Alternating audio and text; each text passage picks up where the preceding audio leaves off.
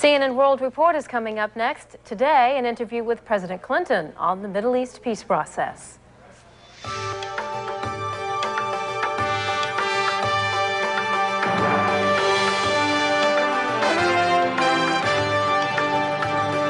Assalamu alaikum wa rahmatullahi wa barakatuh. From Washington, this is Aziz Fahmy from NBC News for the CNN World Report.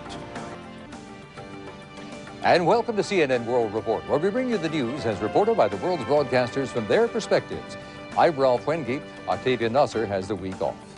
Coming up in this global newscast, U.S. President Bill Clinton talks about peace in the Middle East. And in Latin America, a look at a crackdown on the buying and selling of human beings.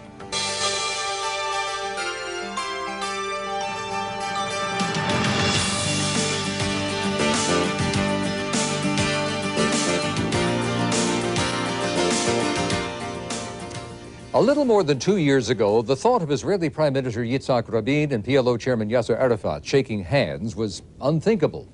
But this week, that image was not only remembered, but repeated. With U.S. President Clinton looking on, Mr. Rabin and Chairman Arafat signed an agreement on one of the most contentious issues between them, Israeli troop withdrawal. The 450-page document stipulates that Israel withdraw from most of the heavily populated Palestinian centers on the West Bank. Israeli troops will remain in control of the Jewish settlements. It was another milestone in the road to comprehensive peace in the Middle East. A journey that began in 1979 when Israeli Prime Minister Menachem Begin and Egyptian President Anwar Sadat signed the historic peace agreement under U.S. President Jimmy Carter. The last hurdles remain peace between Israel and Syria and Lebanon. Middle East Broadcasting Center talked to Mr. Clinton about the prospects for peace on this front. Mr. President, your leadership helped to bring a peace between PLO and the Israelis and the Jordanian and the Israelis. Did you discuss with Prime Minister Rabin today any specific steps how to move forward the Syrian-Israeli track? Now, we've discussed this in great detail now for as long as I've been president, and we didn't have a great deal of opportunity to talk about it today.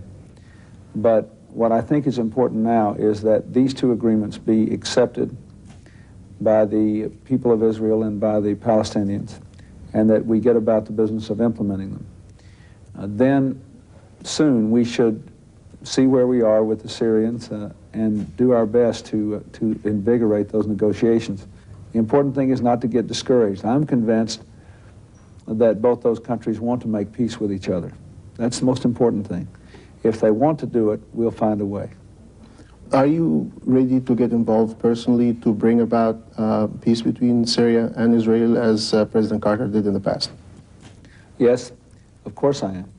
I think it's important to recognize, though, that when Camp David occurred, there was some idea about where it was going to come out, you know, and when I am more than prepared to do anything I personally can to make peace. That's why I went to Damascus in the first place. But I think it's important that the parties themselves feel that we're moving closer together and that we're getting closer to a final resolution.